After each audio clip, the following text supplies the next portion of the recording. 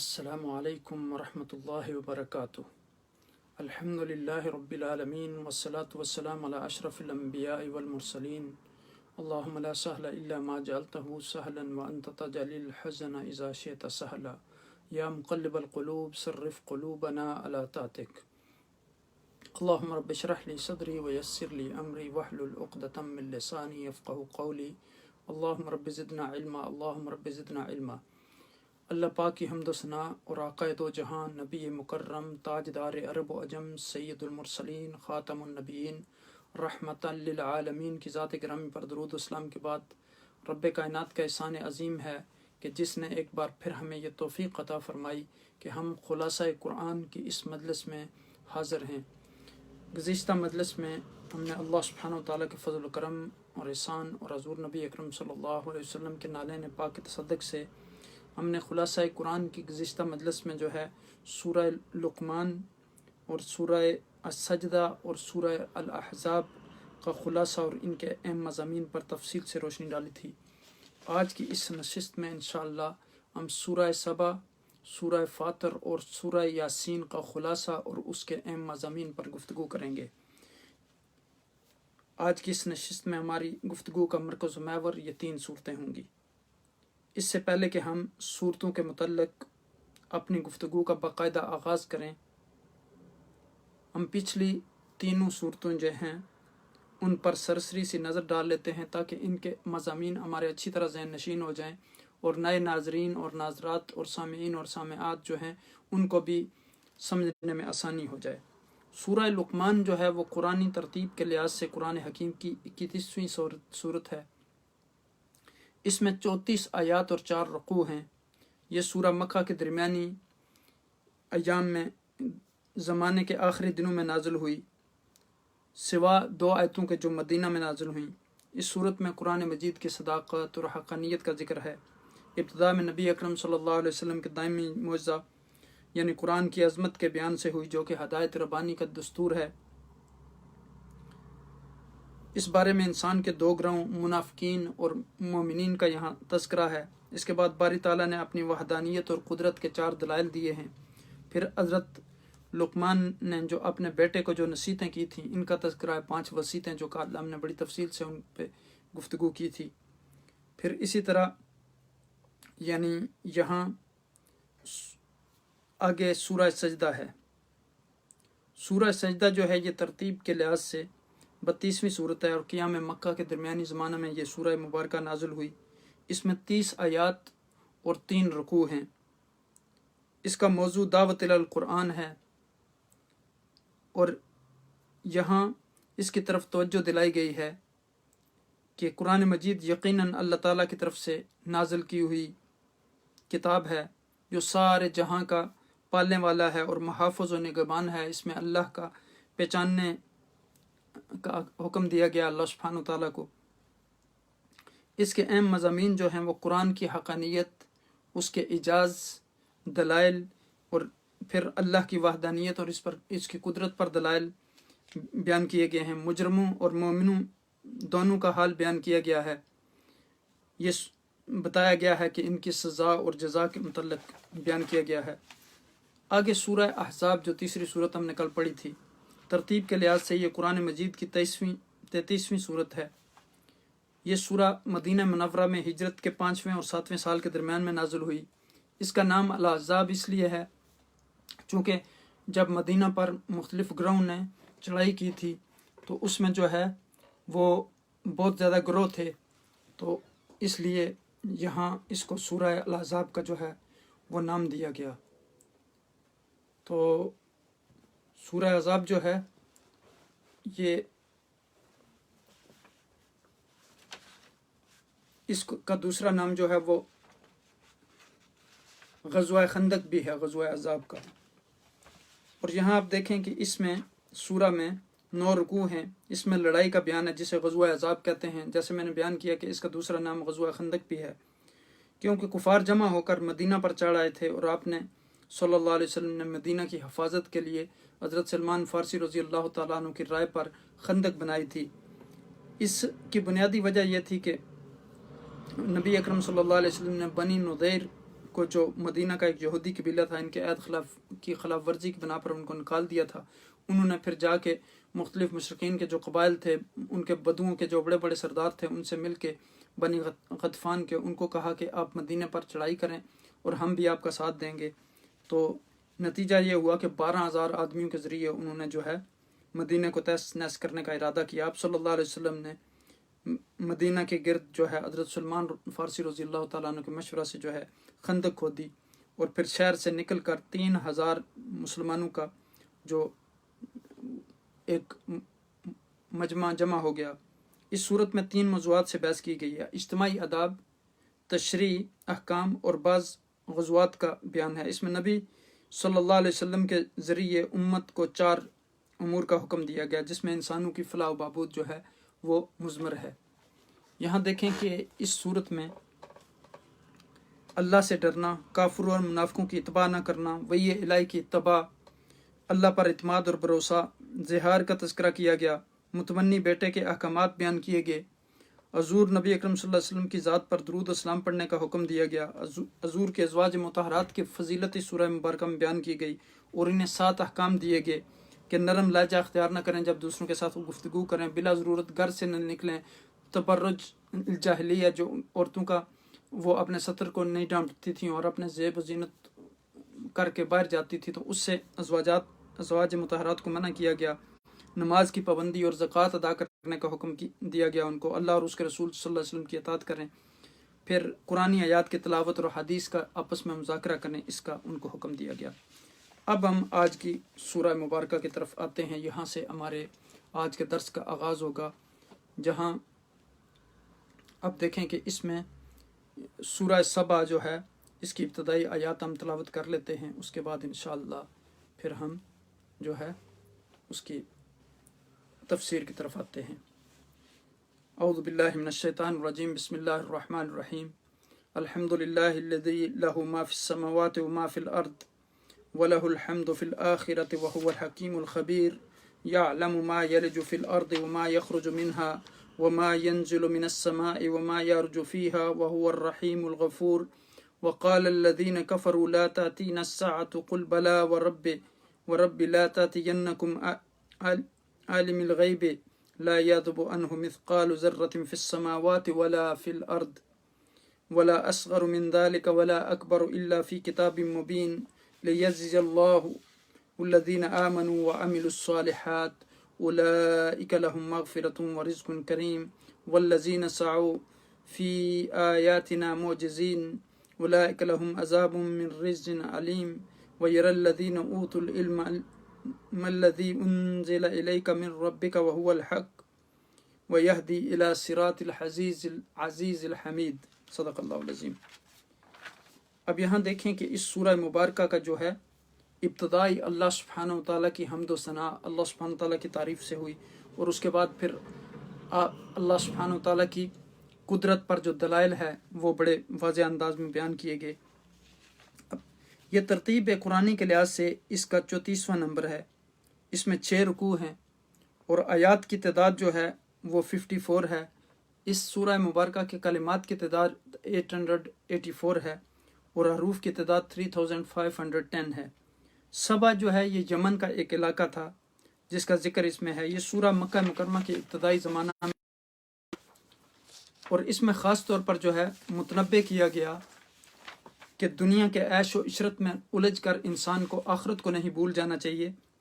جو آخرت کو بھول جاتے ہیں ان کا انجام جو ہے وہ بہت برا ہوگا، اور وہ اس دنیاوی زندگی میں اپنی غفلت کی بنیاد پر بڑی مصیبتوں میں الجھ جائیں گے، گرفتار ہو جائیں گے، مصیبتوں میں پھنس جائیں گے۔ پھر مکہ والوں کو کہا گیا کہ تم آخرت کو نہ بھولو، مرنے کے بعد انسان پھر زندہ ہوگا اور اس کے اعمال کا حساب لیا جائے گا، اور جو مقررہ راستے سے ہٹے گا یعنی اللہ اور اس کے رسول صلی اللہ علیہ وسلم کی اطاعت سے، تو اسے قرار واقعی سزا دی جائے گی۔ انسان کو خواب غفلت سے بیدار کرنے کے لیے رب کائنات نے ٹائم ٹو ٹائم وقتاً فوقتاً جو ہے اپنے پیغمبروں کو بھیجا۔ تو یہاں اس سورہ مبارکہ میں پہلے داؤد علیہ السلام کا قصہ سنایا گیا کہ اللہ تعالیٰ کی نعمتوں سے وہ مالا مال ہو کر اس کے شکر گزار اور مطیع بندے بن کر رہے، اور خوشحالی انہیں غفلت میں نہ الجھا سکی۔ اس کے بعد پھر سبا والوں کا حال سنایا ان کو فراخی اور سب سامان حاصل تھا، لیکن انہوں نے اس پر ناشکری کی اور اس لیے ان کو زندگی کی سختیوں میں پھنسایا گیا۔ لیکن وہ بجائے اس کے کہ اپنی اصلاح کرتے، وہ اور آگے ان کی اپنی صورت بگاڑتے چلے گئے۔ آخر میں پھر اللہ سبحانہ و تعالیٰ نے ان کو سخت سزا دی۔ آگے پھر یہاں دیکھیں کہ اللہ سبحانہ و تعالیٰ نے کہا کہ لوگوں کو ان واقعات سے سبق سیکھنا چاہیے، اللہ اور اس کے رسول کی اطاعت کرنی چاہیے، اسی میں تمہاری بلائی ہے۔ تم ہنر پر، منصب پر، مال و دولت پر فخر نہ کرو اور نہ ان پر اتراؤ، اس سے اللہ تعالیٰ کی بہترین مخلوق یعنی انسانوں کی بابودی کا کام لو، قرآن مجید کی ہدایات کو مضبوطی کے ساتھ پکڑ لو، ان پر عمل کرو۔ دیکھو ایسا نہ ہو کہ زوردار کمزوروں کی تباہی کا باعث بن جائیں، جو نسبتاً اچھی حالت میں ہیں انہیں اپنے محتاج بھائیوں کا مددگار ہونا چاہیے۔ ایسا نہیں ہونا چاہیے کہ جو مصیبت زدہ ہے، مصیبت میں گرا ہوا ہے، اس کی وجہ سے اور لوگ بھی پھر اور زیادہ مصیبت میں پھنس جائیں۔ قوت، مال اور اولاد پر مغرور ہو کر دوسروں کو ستانا انسانیت سے گرا ہوا کام ہے۔ قرآن حکیم کے حصولوں کے مطابق یہ بتایا گیا کہ قرآن حکیم پر عمل کرو، دوسروں کی مدد کرو، دوسروں کے حقوق کا خیال رکھو، رسول صلی اللہ علیہ وسلم کی اتباع کرو، ان کا کہنا مانو۔ یہ دنیاوی زندگی عارضی ہے، موت اس کا خاتمہ کرے گی، لیکن اس کے بعد آخرت میں اعمال کا حساب ہوگا، اسی طرح نہیں کام ختم ہو جائے گا۔ البتہ سورہ سبا کا جو محاصل ہے وہ یہ ہے کہ اس سورہ مبارکہ میں انسان کو متوجہ کیا گیا کہ آسمان اور زمین میں جو کچھ ہے یہ اللہ سبحانہ و تعالیٰ کی ملکیت ہے، اللہ کے حالات سے واقف ہیں، خوبی ساری اسی کی ہے، اسی کی حمد و ثنا کرو، اسی کی عبادت کرو۔ آسمانوں کی طرف جو چیز آسمانوں کی طرف سے اترتی ہے یا چڑھتی ہے، زمین سے جو کچھ نکلتا ہے یا اس میں داخل ہوتا ہے، اسے سب کا ذرا ذرا معلوم ہے۔ عالم کی چہل پہل اسی کے کرم سے ہے، وہی خطاؤں کی چشم پوشی کر رہا ہے تو کام چل رہا ہے۔ قیامت کا انکار جو ہے وہ فضول ہے، وہ ضرور آ کر رہے گی تاکہ اچھوں اور بروں میں تمیز ہو سکے اور ہر ایک کو اس کے اعمال کے مطابق جزا اور سزا کا بدلہ دیا جائے۔ سب کے اعمال اللہ کے پاس لکھے ہوئے موجود ہیں، کوئی چیز چھوٹی یا بڑی وہ اسے لکھ لیا گیا ہے، ہر چیز اس کے پاس محفوظ ہے۔ جو اللہ سبحانہ و تعالیٰ کی باتوں کا انکار کرتے ہیں، اللہ اور اس کے رسول کی اطاعت نہیں کرتے، تو ان کے ہاتھ جو ہے بجز دردناک عذاب کے اور کوئی چیز نہیں آئے گی قیامت والے دن۔ جاننے والے خوب سمجھتے ہیں کہ قرآن حق ہے۔ جو لوگ مر کر دوبارہ اٹھیں گے، زندہ ہوں گے، ان کے زندہ ہونے میں کوئی شک نہیں، وہ اس میں شک نہیں کرتے جو مومنین ہیں، اور ہمارے رسول صلی اللہ علیہ وسلم کی بات کا جو ہے یقین نہیں کرتے، وہ سخت غلطی میں مبتلا ہیں۔ دنیا میں وہ بہت سی چیزوں کو بگڑتا اور بنتا سنورتا دیکھتے ہیں، بگڑتا اور بنتا دیکھتے ہیں۔ اگر سمجھ ہے تو اسی سے سمجھ لیں کہ آدمی بھی اسی طرح بگڑ کر پھر سنور جائے گا، پھر بن جائے گا، اور اللہ کی طرف توجہ کرنے والے کامیاب ہوں گے۔ اچھے لوگوں کا رویہ اس سورہ مبارکہ میں واضح کرنے کے لیے بتایا گیا کہ داؤد علیہ السلام اور سلیمان علیہ السلام کا حال بیان کیا کہ وہ اللہ کے شکر گزار بندے تھے۔ اللہ کا فضل اور اس کی رحمت ان کے شامل حال رہے اور رہیں گے۔ سبا والوں نے، یہ یمن میں ایک علاقہ تھا، اس قوم کے بارے میں بتایا جا رہا ہے، انہوں نے شکری کی اور اللہ سبحانہ و تعالیٰ کی نعمتوں کی قدردانی نہ کی، وہ تباہ و برباد ہوئے۔ اکثر لوگ جو ہیں وہ شیطان کے بہکاوے میں آ جاتے ہیں، حالانکہ شیطان میں کچھ زور نہیں کہ اپنی بات منوائے۔ قیامت والے دن بھی وہ کہے گا میں نے ان کو لایا ضرور لیکن میرا ان پر کوئی زور نہیں تھا۔ اللہ عز و جل مالک مطلق ہے، اس کا کوئی شریک یا ساجی نہیں، نہ اس سے کہ آگے کسی کی سفارش چلتی ہے مگر اس کی جسے وہ اجازت دے۔ فرشتے تک بغیر حکم اس کے حکم کے کام نہیں کر سکتے۔ اللہ سبحانہ و تعالیٰ کو ٹھیک طریقے سے پہچانو۔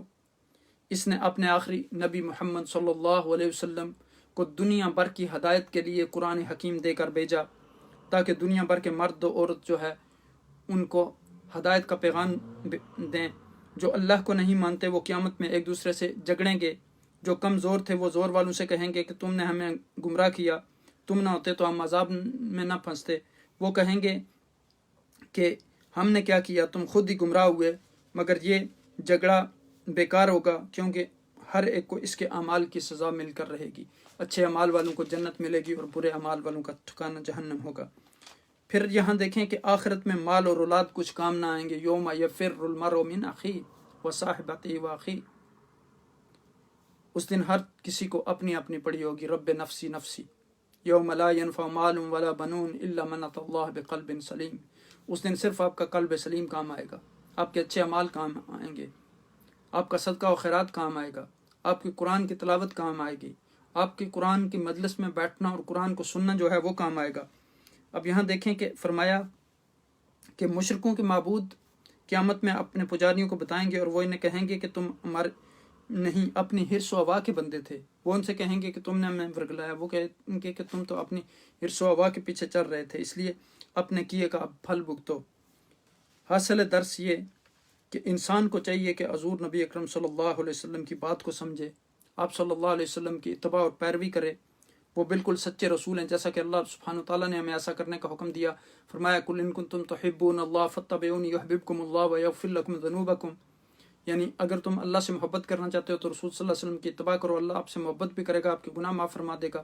پھر کہا کہ اطیعوا اللہ واطیعوا الرسول، اللہ کی اطاعت کرو، اس کے رسول کی اطاعت کرو. پھر فرمایا من یطیع الرسول فقد اطاع اللہ، جس نے اللہ کے رسول کی اطاعت کی گویا اس نے اللہ کی اطاعت کی.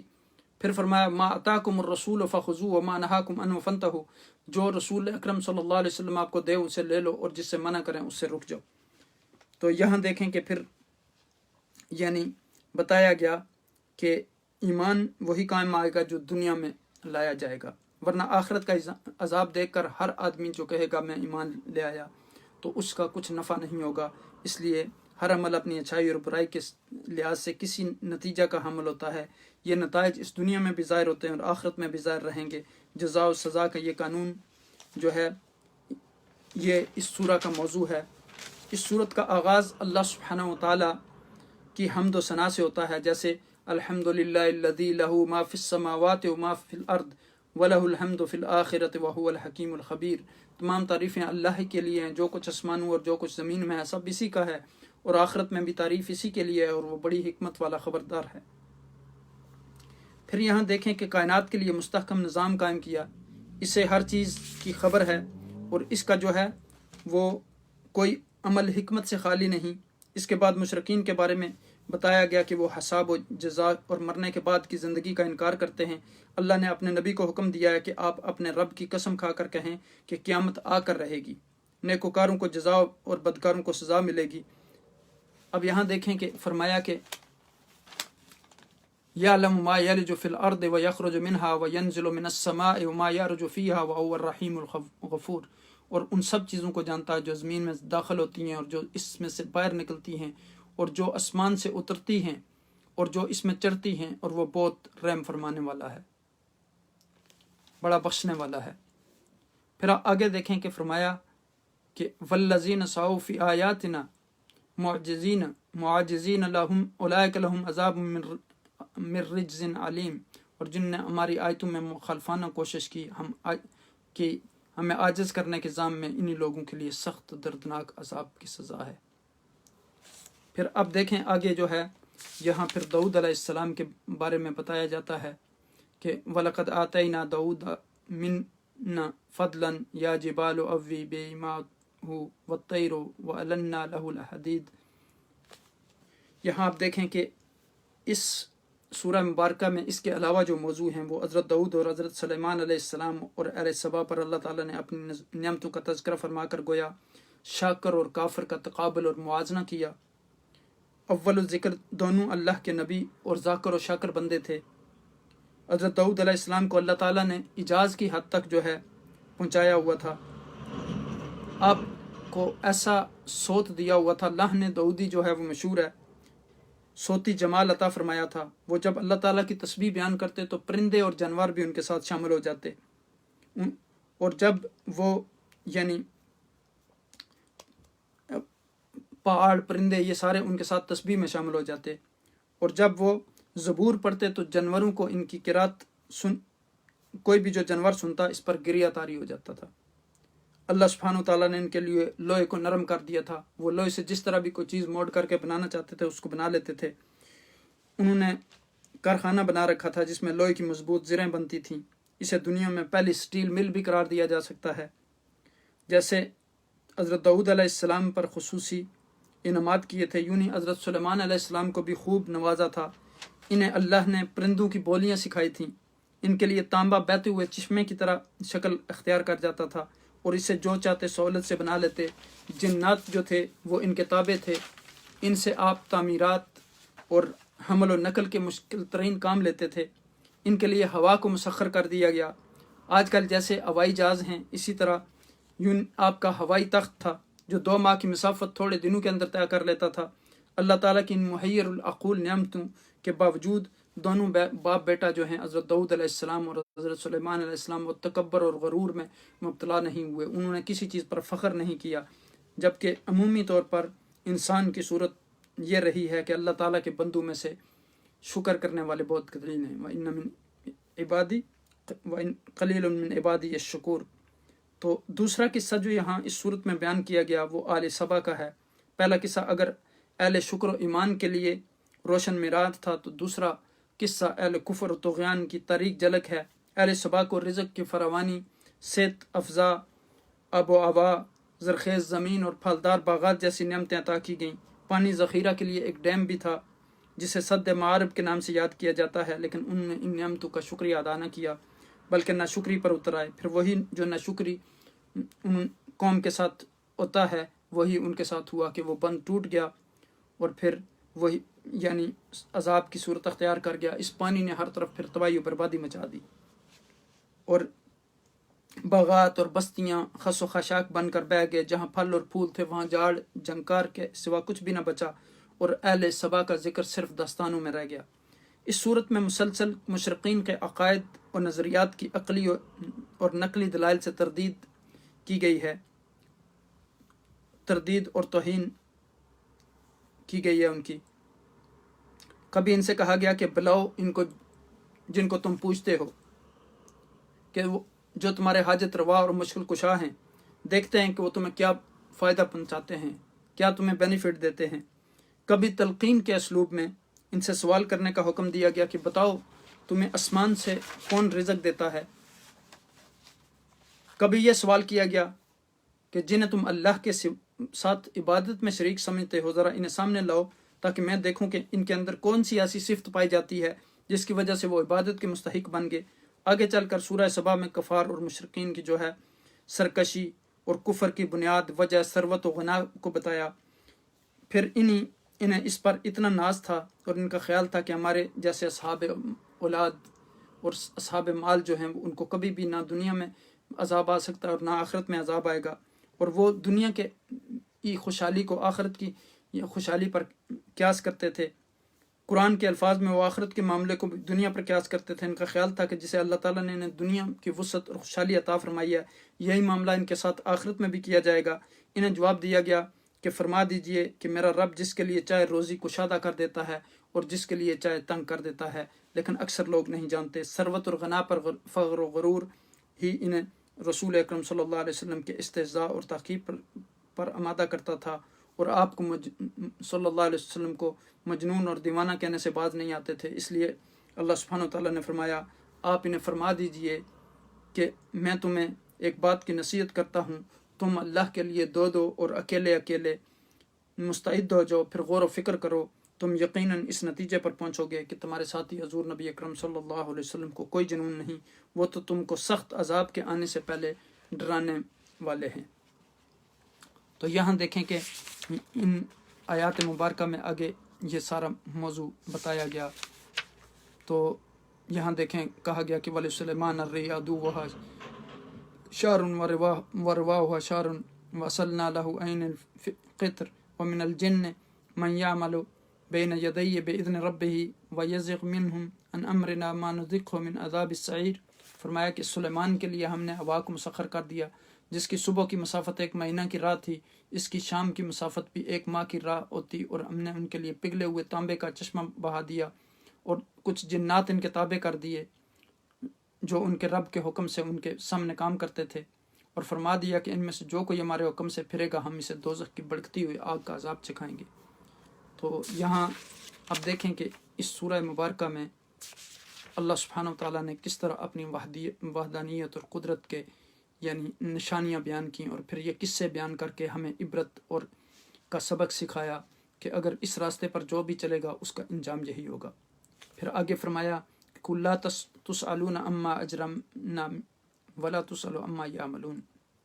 فرما دیجئے کہ تم سے اس جرم کی باز پرس نہ ہوگی جو تمہارے گمان میں اس سے سرزد ہوا، اور نہ ہم سے اس کا پوچھا جائے گا جو تم کرتے ہو۔ قل یجمع بیننا ربنا ثم یفتح بیننا بالحق وہو الفتاح العلیم، فرما دیجئے ہم سب کو ہمارا رب جو ہے روز قیامت جمع فرمائے گا، پھر ہمارے درمیان حق کے ساتھ فیصلہ فرمائے گا، اور وہ خوب فیصلہ فرمانے والا ہے۔ پھر آپ یہاں دیکھیں کہ یہ سورہ مبارکہ جو ہے آگے آ کے اس آیہ کریمہ پر ختم ہوتی ہے کہ وَحِیلَ بَیْنَهُمْ وَبَیْنَ مَا یشتہون، اور ان کی خواہشات کے درمیان جو ہے وہ رکاوٹ ڈال دی گئی، جیسا کہ پہلے ان کے مثل گروہ کے ساتھ کیا گیا تھا، بے شک وہ دھوکہ میں ڈالنے والے شک میں مبتلا تھے۔ اب دیکھیں کہ سورہ سبا میں جو مضامین بیان ہوئے، انکار مسئلہ، جزا و سزا، شکر گزاروں کو صلہ ضرور ملے گا، اس بات کا تذکرہ کیا گیا، اللہ کی اجازت کے بغیر کوئی شفاعت نہ ہوگی، پھر اہل ایمان اور مشرکوں کا مجادلہ، معبودان باطل کی طرف سے اظہار بیزاری، نبی کریم صلی اللہ علیہ وسلم کسی سے اجرت نہیں مانگتے اس دعوت کی، ان مضامین کا یہاں جو ہے وہ تذکرہ کیا گیا۔ اب آگے یہاں سے جو ہے وہ پھر سورہ سبا کے بعد سورہ فاطر شروع ہو جاتی ہے۔ سورہ فاطر کا جو آغاز ہے وہ بھی اللہ سبحانہ وتعالیٰ کی حمد سے شروع ہوتا ہے۔ الحمدللہ الذی فاطر السماوات والارض جاعل الملائکۃ رسلا اولی اجنحۃ مثنی وثلاث ورباع یزید فی الخلق ما یشاء ان اللہ علی کل شیء قدیر ما یفتح اللہ للناس من رحمۃ فلا ممسک لہ وما یمسک فلا مرسل لہ من بعد وهو العزیز الحکیم یا ایھا الناس اذکروا نعمت اللہ علیکم هل من خالق غیر اللہ یرزقکم من السماء والارض لا الہ الا هو فانا توفقون، صدق اللہ العظیم۔ تو یہ سورہ مبارکہ جو دیکھیں اس کا آغاز جو ہے وہ اللہ سبحانہ وتعالیٰ کی تعریف سے شروع ہوتا ہے، اور اللہ سبحانہ وتعالیٰ یہاں فرماتے ہیں کہ الحمدللہ الذی فاطر السماوات والارض۔ ترتیب کے لحاظ سے یہ سورہ مبارکہ جو ہے یہ قرآن حکیم کی 35ویں صورت ہے، اور مکہ کے ابتدائی زمانہ میں یہ سورہ مبارکہ نازل ہوئی۔ اس میں 45 آیات اور 5 رکوع ہیں۔ اس کے کلمات کی تعداد جو ہے وہ 780 ہے، اور حروف کی تعداد 3159 ہے۔ اس میں توحید کو ثابت کیا گیا، ان سے یعنی بتایا گیا کہ اور شرک کو جو ہے وہ باطل قرار دیا گیا۔ اللہ عز و جل نے اپنی قدرت کاملہ سے آسمانوں اور زمین کو پیدا کیا، زمین پر انسان کو بسایا، اور ان کی ہدایت کے لیے رسولوں کو بھیجا، اور ان رسولوں کے پاس فرشتوں کا اپنا رسول بنا کر ان کے ہاتھ پیغام بھیجا، پیغام ہدایت، اور ان کو آسمانوں اور زمین کے درمیان اڑ کر جانے کی طاقت دی، اور ان کے دو چار تک کے ان کے پر بنائے، جس کو چاہا بہت کچھ بڑھا کر عطا کیا۔ وہ اپنے بندوں کو رحمت سے جو کچھ عطا کرنا چاہے اسے کوئی روکنے والا نہیں، اسے چھیننے والا نہیں، اور جس چیز کو وہ روک دے اسے کوئی دینے والا نہیں۔ اس کی قوت سب سے بڑی ہوئی ہے، اور وہ سب کی حقیقت سے واقف ہے۔ انسان کو چاہیے کہ اس کی نعمتوں کو پہچانے، اس کے سوا کوئی رزق دینے والے نہیں، اس کے سوا کوئی خالق نہیں، کوئی مالک نہیں، کوئی قدرت کا نظام چلانے والا نہیں، کوئی زندگی اور موت دینے والا نہیں۔ اس کی قوت اور طاقت سب سے بڑی ہوئی ہے۔ عبادت اور پوجا صرف اسی کی کرنی چاہیے۔ انسان کو خواب غفلت سے بیدار کرنے کے لیے ان کے پاس رسول آئے، لیکن اکثر لوگوں نے انہیں جھوٹا سمجھا، نعوذ باللہ۔ اے محمد صلی اللہ علیہ وسلم، اگر یہ تجھے بھی نعوذ باللہ جھوٹا کہیں تو یہ کوئی نئی بات نہیں، پہلے بھی ایسی قومیں آئیں جنہوں نے اپنے رسولوں کو جھٹلایا اور انہیں قتل کیا، اور انہیں طرح طرح کے اذیتیں اور تکلیفیں اور مشقتیں اٹھانی پڑیں۔ پھر یہاں فرمایا کہ لوگوں، اللہ تعالیٰ نے جو کچھ دیا ہے وہ حق ہے، دنیا کے دندوں میں پھنس کر اس کو نہ بھول جانا۔ شیطان تمہارا دشمن ہے، اس کا کہنا مانو گے تو تمہیں وہ دوزخ کی آگ کی طرف لے جائے گا۔ بعض لوگ اپنے کاموں کو اچھا سمجھتے ہیں، حالانکہ وہ برا ہے۔ اللہ تعالیٰ پر اور اس کے رسول صلی اللہ علیہ وسلم پر ایمان لاؤ۔ اللہ تعالیٰ کی قدرت کی نشانیاں دنیا میں پھیلی پڑی ہیں، اس کے آگے سب بے بس اور لاچار ہیں۔ ہر ایک اپنے کام کا ذمہ دار ہے، کوئی اپنے سوا کسی اور کا بوجھ نہ اٹھائے گا۔ برے اعمال کی سزا بعض اوقات دنیا میں بھی مل جاتی ہے، قیامت میں ضرور مل کر رہے گی۔ سنو، اس قرآن میں جو کچھ بھی ہے وہ وحی الہی ہے، یہ پہلی کتابوں کی تصدیق کرتا ہے۔ تو یہاں دیکھیں اللہ سبحانہ تعالیٰ نے ایک دوسرے مقام پر فرمایا لا تزر وازرۃ وزر اخری، یعنی کوئی بھی دوسرے کا بوجھ نہیں اٹھائے گا۔ من یعمل مثقال ذرۃ خیرا یرہ ومن یعمل مثقال ذرۃ شرا یرہ، جو خیر کرے گا، ذرہ بر نیکی کرے گا، اس کو بھی اس کا اجر ملے گا، اور جو برائی اجر ملے گا۔ پھر یہاں دیکھیں کہ فرمایا کہ ان کی دیکھ بھال کے لیے ہم نے متبع علیہ وسلم کو مقرر کیا ہے، ان میں سے جو اچھے ہوں گے انہیں مرنے کے بعد جنت ملے گی اور اس میں داخل ہو کر اللہ سبحانہ وتعالیٰ کا شکر ادا کریں گے۔ اللہ تعالیٰ اس دنیا کو ایک مقرر مدت تک قائم رکھے گا، اس کے بعد دنیا فنا ہو جائے گی، تمام انسانوں کو موت آ جائے گی، موت آنے کے بعد پھر انہیں دوبارہ زندہ کیا جائے گا، پھر حساب کتاب ہوگا، اچھے اعمال والے جنت میں جائیں گے اور برے اعمال والے جو ہے وہ دوزخ میں جائیں گے۔ یہ دن ہے جو دار الجزا ہے، کیونکہ دنیا دار العمل ہے، تو اس دن سب کا فیصلہ ہو جائے گا، وہاں کسی کے ساتھ ظلم اور زیادتی نہیں ہوگی، وہاں ہر انسان کے ساتھ انصاف ہوگا۔ یہاں سورہ فاتر کا اگر ہم خلاصہ بیان کرنا چاہیں تو اس سورہ میں سراسر حقیقت کا اظہار ہے جس کا ہر ایماندار کو اعتراف کرنا چاہیے۔ ارشاد ہے کہ خوبی اور اچھائی سب اللہ کے ہاتھ میں ہے، جس نے اپنی قدرت سے آسمان اور زمین کو بغیر کسی نمونہ کے بنا ڈالا۔ کوئی اس کا ہم تو کوئی چیز بناتے ہیں دنیا میں تو اس کے نقشے تیار کرتے ہیں، فرشتوں کو اپنا پیغام رساں مقرر کیا جو اس کے احکام سے، اس کے درگاہ سے، اس کی مخلوق کو پہچانتے ہیں۔ چنانچہ ان میں سے حضرت جبریل علیہ السلام اس کی خدمت کے لیے منتخب ہوئے، وہ انسانوں کے لیے انبیاء کی طرف وحی لے کر آتے ہیں۔ فرشتوں کے 2 3 4 پر ہیں جن کے ذریعے وہ دور دراز کے فیصلے طے کر کے ہر جگہ پہنچ جاتے ہیں۔ اللہ تعالیٰ اپنی قدرت کاملہ سے اپنی مخلوق میں سے جو چیز چاہے بڑھا سکتا ہے۔ یہ نظام اسی نے اپنی قدرت اور اپنے علم کی بنیاد پر قائم کیا۔ وہ مخلوق کا محتاج نہیں، وہ اپنی قدرت سے جو چاہے کر سکتا ہے، جسے بس اسے اتنا کہتا ہے وہ کن تو فیکون، خود بخود ہو جاتا ہے۔ وہ اپنی رحمت سے کسی کو کچھ دینا چاہے تو اسے کوئی روکنے والا نہیں، اور اگر کچھ روک لینا چاہے تو اس کے سوا کوئی اسے دینے والا نہیں۔ وہ زبردست ہے اور ہر بات کی مصلحت اور سے واقف ہے۔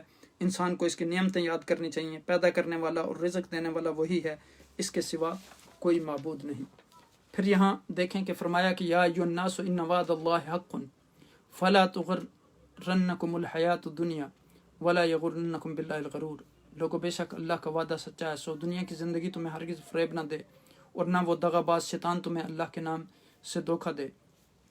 پھر یہاں دیکھیں کہ فرمایا کہ تم بہکتے کیوں ہو، اکثر انسان رسولوں کو جھوٹا سمجھتے ہو، نعوذ باللہ، ان کا فیصلہ ایک دن اللہ کے ہاں ہوگا۔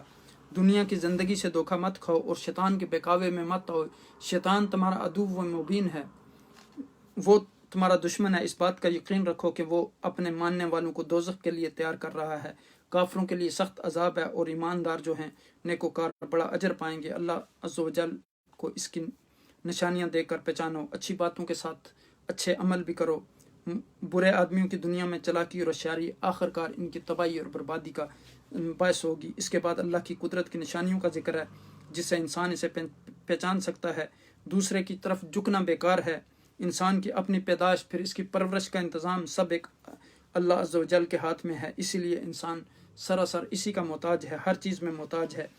وہ زندگی میں اللہ کا محتاج ہے، وہ رزق میں اللہ کا محتاج ہے، وہ سانس لینے میں اللہ کا محتاج ہے، وہ اولاد کے لیے اللہ کا محتاج ہے، وہ علم کے لیے اللہ کی رحمت کا محتاج ہے۔ زندگی اور موت اسی کے ہاتھ میں ہیں، تو پھر اسی پر ایمان لاؤ اور اسی کے سامنے جھکو۔ اس نے قرآن مجید میں ساری پہلی کتابوں کا خلاصہ جو ہے وہ درج کر دیا اور امت محمدیہ صلی اللہ علیہ وسلم کو اس کا نگہبان اور مبلغ قرار دیا۔ اس امت میں بھی سب ہی قسم کے لوگ ہیں، لیکن جس کا ایمان سلامت ہے وہ نجات پا کر جنت میں جائے گا، اور کافروں کا جو ٹھکانہ ہے وہ جہنم ہوگا جہاں وہ پچھتائیں گے۔ لیکن اس وقت کا پچھتانا کچھ کام نہ آئے گا انسان کے لیے، دنیا ہی میں آخرت کا ذخیرہ اکٹھا کرنے کا موقع ہے، چونکہ یہ دنیا دار الامر ہے اور وہ دار الجزا ہے۔ اس کے بعد موقع نہیں دیا جائے گا۔ اللہ تعالیٰ نے جو قاعدے مقرر کر دیے ہیں وہ بدل نہیں سکتے۔ اللہ کو کوئی چیز عاجز نہیں کر سکتی، وہ چاہے تو نافرمانوں کو فوراً تباہ کر دے، لیکن اس نے مہلت دے رکھی ہے تاکہ جسے سنبھلنا ہو وہ سمجھ جائے۔ اس صورت میں توحید باری تعالیٰ جو ہے اس کی دعوت اور اس کے وجود پر دلائل شرک کی بنیادوں کا انہدام۔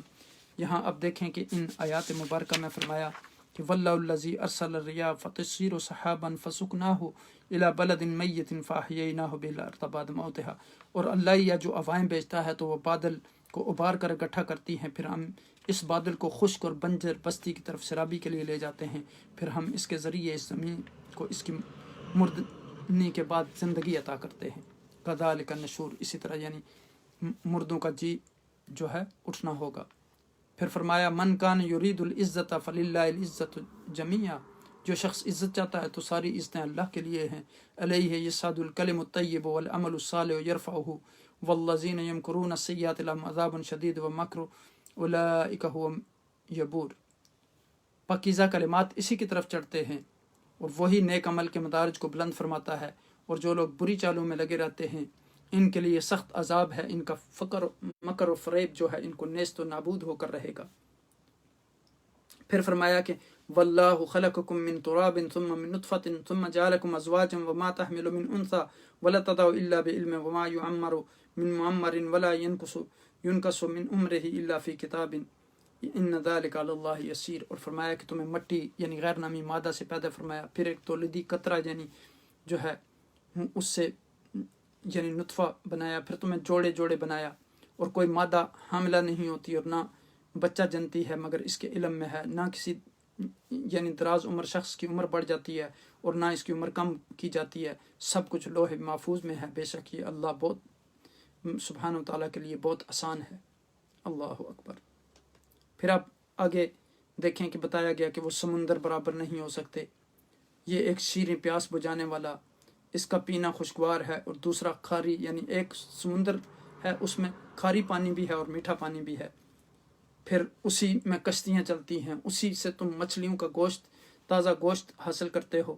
پھر رات اور دن کا تذکرہ کیا کہ یولج اللیل فی النہار ویولج النہار فی اللیل وسخر الشمس والقمر کل یجری لاجل مسمی ذلکم اللہ ربکم لہ الملک والذین تدعون من دونہ ما یملکون من قطمیر. یعنی آپ دیکھیں کہ کھجور کی گٹھلی، آپ دیکھیں نا کہ کھجور کو جب کھولتے ہیں تو بالکل ایک باریک سا کاغذ سے بھی باریک پردہ ہوتا ہے اس کے اوپر، تو اس کو قطمیر کہا گیا. تو کہتے ہیں یہاں اللہ سبحانہ تعالیٰ نے کہا کہ ان کے جو بتوں کو پوجتے ہیں وہ کھجور کی گٹھلی کے باریک چھلکے کے مالک بھی نہیں ہیں، اور یہ کائنات کا سارا نظام اللہ سبحانہ تعالیٰ چلا رہے ہیں. پھر یہاں دیکھیں کہ یہاں دین پر حق پر قائم رہنے کی تاکید کی گئی. سورت کی ابتدا میں اس خالق اور مبدع ہستی کا ذکر خیر ہے جس نے عالم کون کو، مکان کو، انسانوں، فرشتوں اور جنوں کو پیدا کیا. پھر انسانوں ان نظروں کو ان تکوینی آیات کی طرف متوجہ کیا جو اس کتاب جہاں کے ہر ورق پر پھیلی ہوئی ہیں. مرنے کے بعد زندگی پر اسے حصی اور بدی دلائل ذکر کیے جو ہر شہری اور دیہاتی کی سمجھ میں آ سکتے ہیں. بتایا گیا کہ اللہ بارش سے مردہ زمین کو زندہ کرتا ہے جو ابھی آیات میں نے پڑھی ہیں. شب و روز کو یکے بعد ذکر لاتا ہے جو انسان کی تخلیق کے مختلف مراحل سے گزرتا اور مردہ انسانوں کو بھی دوبارہ زندہ کر سکتا ہے. یوں یہ صورت ایمان اور ہدایت، کفر اور دلالت کے مابین بھی درمیان جو ہے حصی مثالوں کے ذریعے فرق کرتی ہے. یہ صورت بتاتی ہے کہ نابینا اور بنا برابر نہیں ہو سکتے، زندہ اور مردہ برابر نہیں ہو سکتے، ظلمت اور نور برابر نہیں ہو سکتے، دھوپ اور چھاؤں مساوی نہیں ہو سکتے، یونی مومن اور مرد کافر بھی برابر نہیں ہو سکتے. اس کے بعد دوبارہ وحدانیت اور قدرت کے دلائل سے یہ صورت بحث کرتی ہے. اس دنیا میں اس قدرت کی بے شمار نشانیاں ہیں، لیکن ان نشانیوں کو دیکھ کر صرف انہی کے دل میں خشیت پیدا ہوتی ہے جو علم رکھتے ہیں، جو گہرائی میں جا کر سوچتے ہیں، جو غور و فکر کرتے ہیں، جو قرآن میں تدبر کرتے ہیں، جو حقائق پر پڑے ہوئے پردے اٹھا سکتے ہیں. کیونکہ جس کے دل میں جتنی معرفت ہوگی اتنی اس کے دل میں خشیت زیادہ ہوگی اور اللہ کی عظمت اور بڑائی اس کے دل میں زیادہ ہوگی. اس لیے ہمارے آقا دو جہاں نبی اکرم صلی اللہ علیہ وسلم نے فرمایا اللہ کی قسم میں تم میں سب سے زیادہ دل میں اللہ کی خشیت اور خوف رکھنے والا ہوں. اہل علم کہتے ہیں کہ اس آیہ کریمہ میں علماء سے مراد صرف دین اور شریعت کے علماء نہیں بلکہ کائناتی علم رکھنے والے علماء بھی شامل ہیں.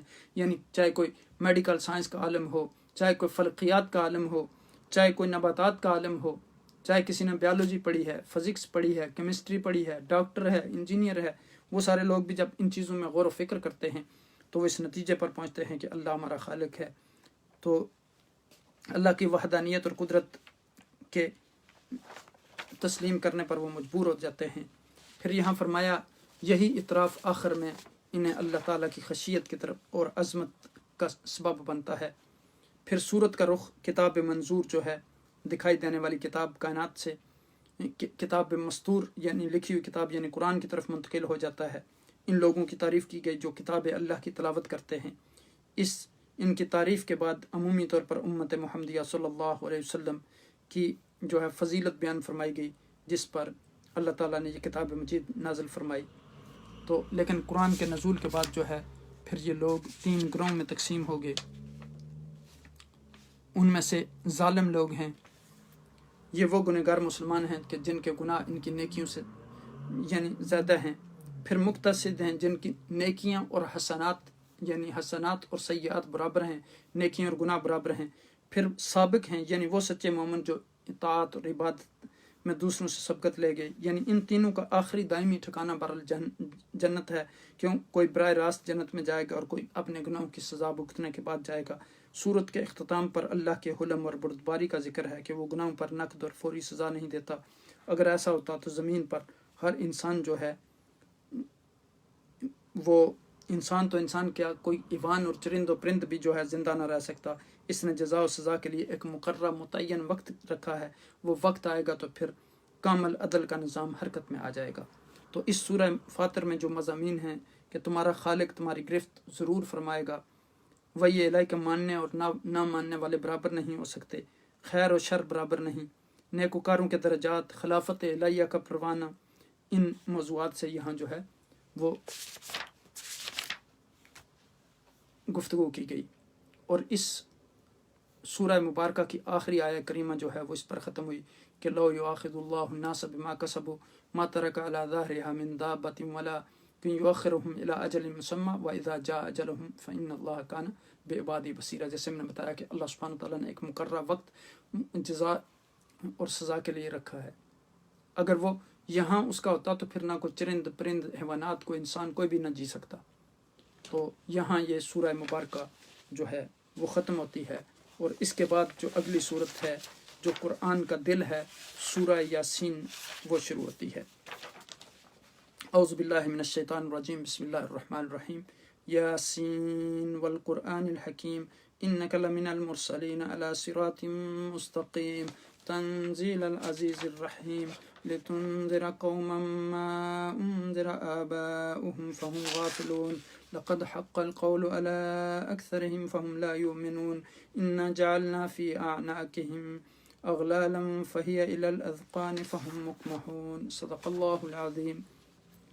یہاں اب دیکھیں کہ اس سورہ مبارکہ کا جو ہے آغاز بھی حروف مقطعات سے ہوا، اور اس کے بعد پھر قرآن کی حقانیت اور صداقت اور اس کا منزل من اللہ ہونا اس کو ثابت کیا گیا، اور پھر آگے جو ہے کفار اور مشرکین کو ڈرایا گیا۔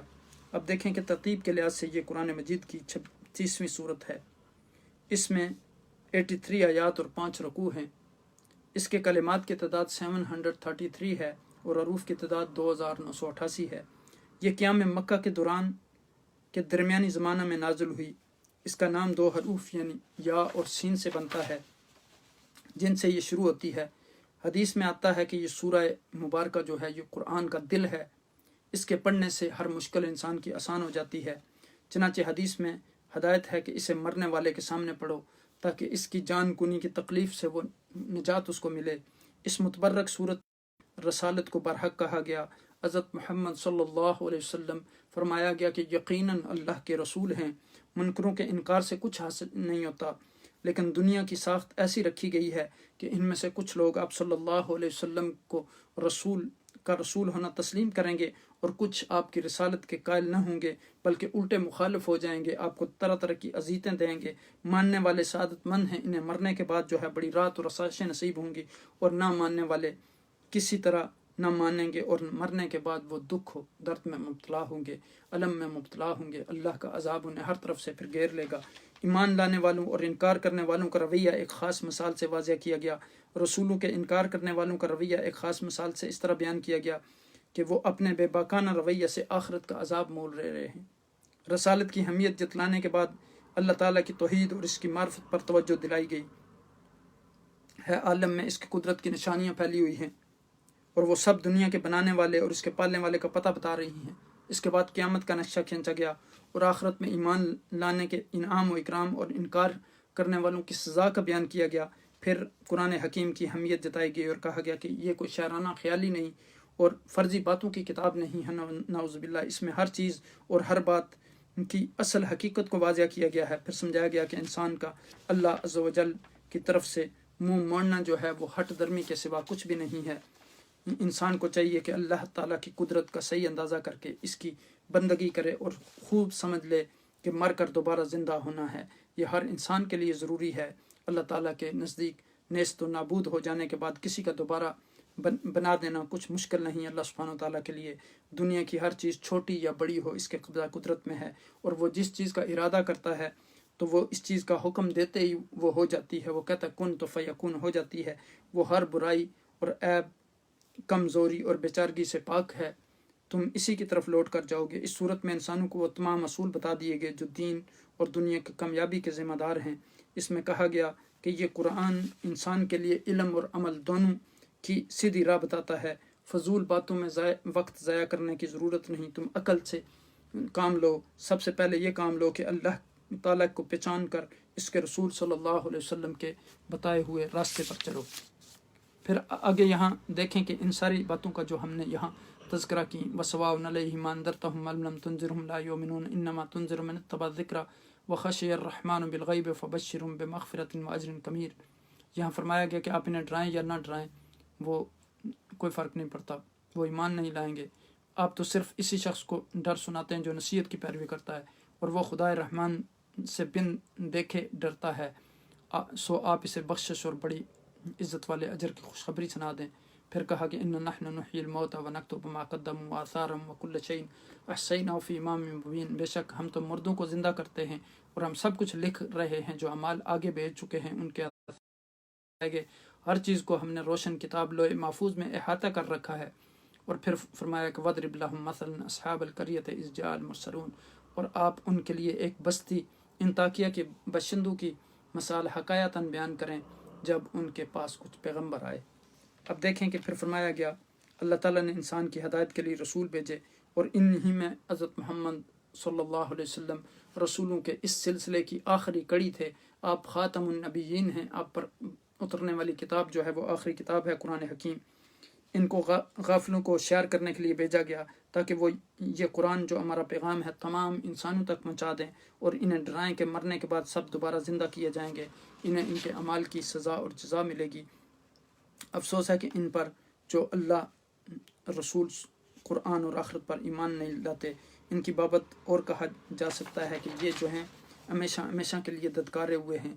ان کے سر اللہ کے آگے جھکتے ہی نہیں، گویا اوپر کی طرف اکڑ کر رہ گئے ہیں۔ ایسے لوگوں کو چھوڑو، تمہارے ڈرانے سے یہی لوگ فائدہ اٹھائیں گے جو اللہ سبحانہ و تعالیٰ مانگتے ہیں، ان پر بن دیکھے ایمان لاتے ہیں۔ ایسے لوگوں کو خوشخبری سنا دو کہ ان کے لیے بہت بڑا انعام تیار ہے، اور وہ اس میں ہمیشہ خوش و خرم رہیں گے جنت میں۔ پہلے زمانے کے لوگوں کے احوال سے سبق حاصل کر لو۔ ان میں سے جو نادان تھے انہوں نے رسولوں کا کہنا نہ مانا، اور دنیا اور آخرت میں دونوں کی تباہی کو مول لیا، اور جو ان میں سمجھدار تھے انہوں نے رسولوں کو سچا مان کر اپنا رہنما بنایا، اور دونوں جہاں میں کامیاب ہو گئے۔ معلوم نہیں لوگ اللہ کو کیوں نہیں مانتے۔ اس کی قدرت کی نشانیاں ساری دنیا میں بری پڑی ہیں۔ اس نے انسانوں کے آرام کے لیے کیا کیا چیزیں دنیا میں پیدا کر دیں، اور نت نئی چیزیں پیدا کرتا رہے گا، اور اس پر اس کا شکر ادا کرنا چاہیے تاکہ مرنے کے بعد جو ہے وہ آرام اور راحت نصیب ہو۔ یاد رکھو مرنے کے بعد انسان کے دو ہی ٹھکانے ہیں، یا دوزخ اور یا جنت، ان کے سوا اور کوئی ٹھکانہ نہیں۔ مرنے کے بعد دوبارہ زندہ ہونے میں مت شک کرو، اللہ تعالیٰ کی قدرت کے آگے یہ کچھ مشکل کام نہیں۔ وہ جس چیز کا ارادہ کرتا ہے اس کے حکم دیتے ہی فوراً ہو جاتی ہے۔ وہ ہر عیب اور نقص سے پاک ہے، اور سب کو اسی کی طرف جو ہے وہ لوٹ کر واپس جانا ہے۔ یہاں پھر دیکھیں ان آیات کے بعد یہ تذکرہ کیا گیا کہ وجاء من اقصى المدينة رجل يسعى قال يا قوم اتبعوا المرسلين اتبعوا من لا يسألكم اجرا وهم مهتدون۔ اور شہر کے پرلے کنارے سے ایک آدمی دوڑتا ہوا آیا، اس نے کہا میری قوم تم پیغمبروں کی پیروی کرو، ایسے لوگوں کی پیروی کرو جو تم سے کوئی معاوضہ نہیں مانگتے اور ہدایت یافتہ ہیں۔ کیونکہ یہ لوگ جو تھے، اس کی قوم جو تھی وہ ان پیغمبروں کو ستا رہی تھی اور ان پر ایمان نہیں لا رہی تھی، تو یہ آ کے اس نے ان لوگوں کے سامنے ایمان کا اعلان کیا۔ جب اس نے ایمان کا اعلان کیا اور ان کو سمجھایا تو وہ اس پر سارے جبٹ پڑے اور اس کو شہید کر دیا۔ اس صورت کی ابتدا میں اللہ سبحانہ و تعالیٰ نے ہمارے آقا کی رسالت کی سچائی پر قرآن کی قسم کھائی ہے، یاسین والقرآن۔ ان کفار قریش کا تذکرہ ہے جو کفر دلال میں بہت آگے نکل گئے تھے، جس کی وجہ سے وہ اللہ کے عذاب کے مستحق ہو گئے۔ اس کے بعد اس بستی والوں کا ذکر ہے جنہوں نے یکے بعد دیگرے اللہ کے 3 انبیاء کو جھٹلایا، اور جب انہی میں سے ایک حق پرست اور ناسے انہیں سمجھانے لگا تو انہوں نے اسے شہید کر دیا۔ اس ناسے کی گفتگو کا حصہ جو ابھی میں نے تلاوت کیا۔ یہاں پھر دیکھیں کہ یعنی یہ 23ویں پارے میں ہے، جب بستی والوں نے تینوں انبیاء کو جھٹلایا تو بستی والوں میں سے ایک شخص جس کا نام مفسرین نے حبیب النجار بتایا ہے، لکھا ہے، وہ دوڑتا ہوا آیا، انبیاء کو ضرر پہنچانے کی صورت میں اپنی قوم کو اللہ کے عذاب سے ڈرائے اور انہیں انبیاء کی اتباع کی تلقین کرے۔ جب اس نے انہیں سمجھایا اور سب کے سامنے ایمان قبول کیا تو وہ اس پر پل پڑے، جبٹ پڑے، اس پر حملہ کر دیا اور انہوں نے اسے شہید کر دیا۔ شہادت کے بعد اسے جنت میں داخل ہونے کا شرف ملا۔ جب اس نے اپنی آنکھوں سے جنت کی نعمتوں کا مشاہدہ کر لیا جو اللہ نے اہل ایمان کے لیے تیار کی ہیں تو بے ساختہ اس کی زبان سے نکلا، اے کاش میری قوم جان لیتی، یعنی جو میرے رب نے میری مغفرت کر دی اور مجھے اہل کرامت و سعادت میں ٹھہرایا۔ حضرت ابن عباس رضی اللہ تعالی عنہما فرماتے ہیں کہ وہ مومن بندہ زندگی میں بھی اپنی قوم کا خیر خواہ تھا اور آخرت میں بھی ان کا خیر خواہ رہا۔ یعنی اس کے بعد اللہ تعالیٰ بندوں پر افسوس کا اظہار فرماتے ہیں کہ ان کے پاس جو بھی سوال آتا ہے اس کا مذاق اڑاتے ہیں۔ ان امور کے علاوہ جو مضامین سورہ میں آئے ہیں، اللہ تعالیٰ کے وجود، توحید اور قدرت کے تکوینی دلائل جو قرآن میں بار بار مذکور ہوئے ہیں، ان میں 3 قسم کے دلائل یہاں ذکر کیے گئے ہیں۔ ایک یہ کہ مردہ زمین جسے بارش سے زندہ کر دیا جاتا ہے، لیل و نہار اور شمس و قمر، کشتیاں اور جہاز جو سمندر میں چلتے ہیں، ان کے دلائل کے ضمن میں سورہ یاسین ایک ایسی حقیقت کا اعلان کرتی ہے جس سے نزول قرآن کے زمانے کے بہت بڑے اہل علم ناواقف تھے۔ پھر آیت نمبر جو 36 ہے اس میں یہاں دیکھیں فرمایا گیا، سبحان الذی خلق الازواج کلھا مما تنبت الارض ومن انفسہم مما لا یعلمون، پاک ہے وہ ذات جس نے سب چیزوں کے جوڑے پیدا کیے، ان سے بھی جنہیں زمین اگاتی ہے اور خود ان کی جانوں سے بھی، اور مزید ان چیزوں سے بھی جنہیں وہ نہیں جانتے۔ تو پھر یہاں دیکھیں کہ اس کے بعد سورہ یاسین قیامت کی ہولناکیوں اور سور پھونکے جانے کا تذکرہ کرتی ہے، جس میں پہلی بار سور پھونکا جائے گا، لوگ اپنے معمولات کی ادائیگی اور خرید و فروخت میں مشغول ہوں گے، سور اسرافیل کی آواز سن کر ان پر خوف اور گھبراہٹ طاری ہو جائے گی، اسے نفخہ فضا بھی کہتے ہیں۔ پھر اس کے بعد جو ہے دوسری بار کے سور سے حی و قیوم کے علاوہ سب کو موت آ جائے گی اور کوئی ذی روح جو ہے زندہ نہیں رہے گا۔ تیسری بار جب سور پھونکا جائے گا دوبارہ تمام انسان زندہ ہو جائیں گے اور اللہ سبحانہ وتعالیٰ کی دربار میں حاضر ہو جائیں گے۔ اور یہاں اس بات کا یعنی ذکر کیا گیا اس سورہ مبارک میں۔ تو یہاں دیکھیں کہ فرمایا گیا کہ یقولون متی ھذا الوعد ان کنتم صادقین، وہ کہتے کہ یہ وعدہ قیامت کب ہوگا اگر تم سچے ہو۔ ما ينظرون الا صیحۃ واحدۃ تاخذهم وهم يخصمون، وہ صرف ایک سخت جنگاڑ کے ہی منتظر ہیں جو انہیں اچانک پکڑے گی اور وہ آپس میں جگڑ رہے ہوں گے۔ فلا يستطيعون توصیۃ ولا الى اهلهم يرجعون، پھر وہ نہ تو وصیت کرنے کے قابل رہیں گے اور نہ اپنے گھر والوں کی طرف واپس لوٹنے کے قابل ہوں گے۔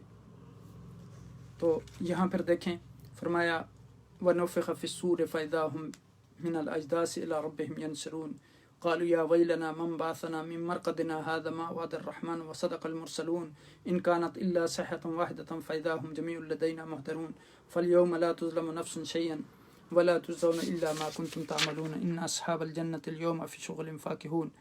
یہاں فرمایا کہ بے شک اہل جنت آج اپنے دل پسند مشاغل، زیارتوں، ضیافتوں، سما اور دیگر نعمتوں میں لطف اندوز ہو رہے ہوں گے۔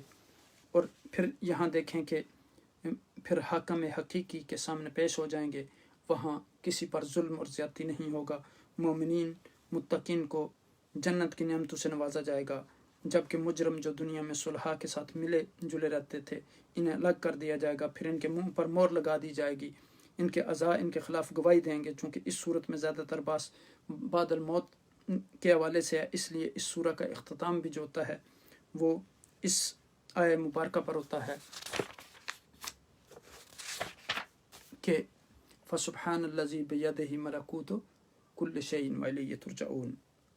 اس سے پہلے یعنی یہ بھی تذکرہ کیا گیا کہ أَوَلَيْسَ الَّذِي خَلَقَ السَّمَاوَاتِ وَالْأَرْضَ بِقَادِرٍ عَلَىٰ أَن يَخْلُقَ مِثْلَهُم بَلَىٰ وَهُوَ الْخَلَّاقُ الْعَلِيمُ إِنَّمَا أَمْرُهُ إِذَا أَرَادَ شَيْئًا أَن يَقُولَ لَهُ كُن فَيَكُونُ۔ اور کیا جس نے آسمانوں اور زمین کو پیدا فرمایا ہے اس بات پر قادر نہیں کہ ان جیسی تخلیق دوبارہ کر دے؟ کیوں نہیں، وہ بڑا پیدا کرنے والا اور خوب جاننے والا ہے۔ اس کا امر تخلیق فقط یہ ہے کہ جب وہ کسی شے کو پیدا فرمانا چاہتا ہے تو اسے فرماتا ہے ہو جا، بس وہ فوراً موجود ظاہر ہو جاتی ہے اور ہوتی چلی جاتی ہے۔ پھر فرمایا فسبحان الذی بیدہ ملکوت کل شیء والیہ ترجعون، بس وہ ذات پاک ہے جس کے دست قدرت میں ہر چیز کی بادشاہت ہے اور تم اسی کی طرف لوٹ کر جاؤ گے۔ تو یہاں دیکھیں کہ اس آیہ مبارکہ پر یہ صورت ختم ہوتی ہے، گویا اس میں رسالت محمدیہ اور منکروں کے انجام کا بیان ہے، انبیاء کی آمد اور ان کے ماننے والے، پھر مسئلہ توحید اور منکروں کا انجام، اہل جنت اور دوزخیوں کے احوال، اعادہ مسائل رسالت و توحید، ان موضوعات پر گفتگو کی کہ الحمدللہ اس طرح آج ہم نے سورہ یاسین بھی ختم کر لی۔ اس طرح ہم 23ویں پارے میں داخل ہو چکے ہیں الحمدللہ اللہ کے فضل و کرم سے۔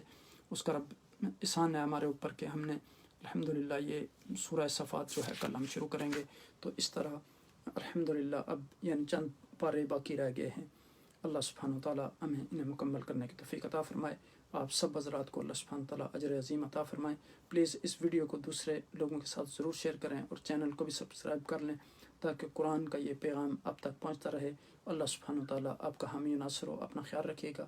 انشاءاللہ کل پھر ہم دوبارہ خلاصہ قرآن کی مجلس میں حاضر ہوں گے، تب تک کے لیے مجھے اجازت دیجیے۔ اللہ سبحانہ وتعالیٰ آپ کا حامی و ناصر ہو۔ السلام علیکم ورحمۃ اللہ وبرکاتہ۔